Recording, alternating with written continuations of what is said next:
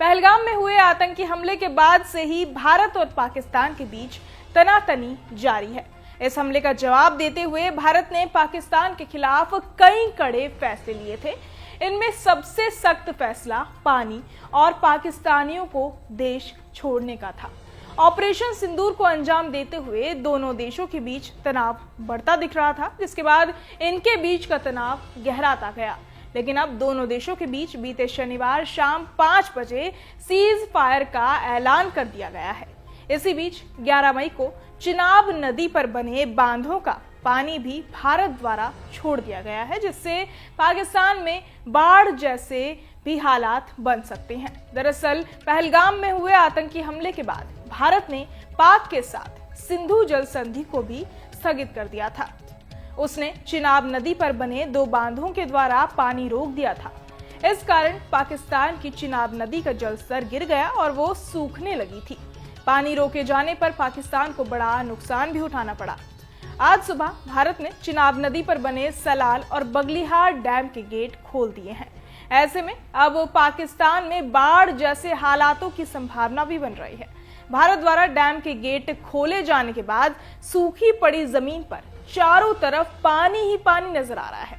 आपको बता दें कि इन दोनों देशों के बीच भले ही सीज फायर हो गया हो, लेकिन सिंधु जल संधि अभी भी स्थगित है।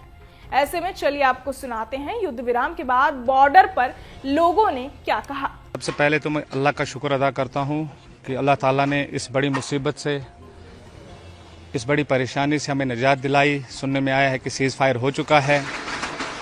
तो 7 दिन से हमारा जो ये चौकी बल का मार्केट है बंद पड़ा था। तो जब जान है तो जहान है, लोगों को अपनी जान की पड़ी थी। रात को जब सुना कि सीज फायर हुआ तो काफ़ी खुशी हुई। अब अल्हम्दुलिल्लाह थोड़ा थोड़ा मार्केट खुल रहा है। लेकिन इन 7 दिनों में जो हमारे इस इलाके का नुकसान हुआ है वो लामहदूद है। यहाँ हमारे इस मार्केट में भी शेलिंग हुई है। काफ़ी दुकानदार भाई ऐसे हैं जिनकी दुकानों में शेल लगे हैं, जिनकी दुकानें टोटल ख़त्म हो चुकी हैं। आपने देखा भी होगा वहाँ आगे शटलें टूट चुकी हैं, अंदर का जो सामान था पूरा टूट चुका है। और ख़ासकर ये उतना बड़ा मार्केट है भी नहीं। इसी मार्केट के सहारे यहाँ के लोग अपनी ज़िंदगी का गुजर बसर करते हैं। लेकिन 7 दिन से जो ये मार्केट बंद रहा तो काफ़ी नुकसान हुआ है। आज तकरीबन 6 दिन के बाद हमारा मार्केट थोड़ा थोड़ा खुलने लगा है। हमने बड़ी राहत की सांस ली है। आज 6 दिन के बाद थोड़ा बहुत दिन को सुकून आया है कि ये सुनते हुए कि सीज फायर हो चुका है। और हम चाहते हैं कि आइंदा के लिए भी हमारी जो मार्केट है इसी तरह खुला रहे, कभी कभी कोई ऐसी मुसीबत ना आए, ताकि हम अपनी ज़िंदगी जो है सुकून से गुजार सकें। हमारी ज़िंदगी जो है वो बिल्कुल बेसुकूनी हो चुकी थी इस शेलिंग से।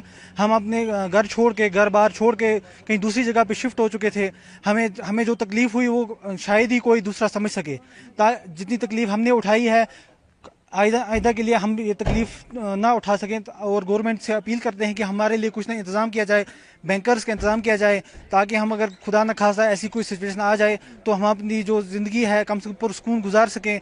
हमारे जो बच्चे हैं, हमारे जो बुज़ुर्ग हैं, उनको जो तकलीफ़ होती है जब हम उनको यहाँ से उठा के किसी दूसरी जगह ले जाते हैं, वो किस तकलीफ़ से गुजरते हैं। कोई पेशेंट है, कोई हार्ट पेशेंट है, कोई बच्चा है, कोई बुज़ुर्ग है। हम गवर्नमेंट से यही अपील है कि हमें कम से कम सेफ्टी बैंकर्स के लिए इंतज़ाम किया जाए। और आइंदा के लिए हम गवर्नमेंट से ये अपील करते हैं कि हमारी जो ज़िंदगी है वो इसी तरह सुकून से चलती रहे। आपको कितनी खुशी आज? हम आज बहुत ही खुश हैं। आज हमारी इस खुशी का कोई अंदाज़ा नहीं है। हमने जितनी खुशी आज देखी है, 6 दिन के बाद हमारा मार्केट खुल रहा है और हमारा दिल कितना सुकून है। आज हमारे दिल से कितनी खुशी की लहर चल रही है। हम आज पूरे आवाम से यही अपील करते हैं कि हम आज जो खुशी है ये हमेशा के लिए बरकरार रहे हमारे लिए। वहीं पिछले सप्ताह ही भारत द्वारा चिनाब नदी का जल रोका गया था। इसमें पहले बगलिहार डैम और फिर सलाल डैम को बंद करके पानी पर रोक लगा दी गई थी।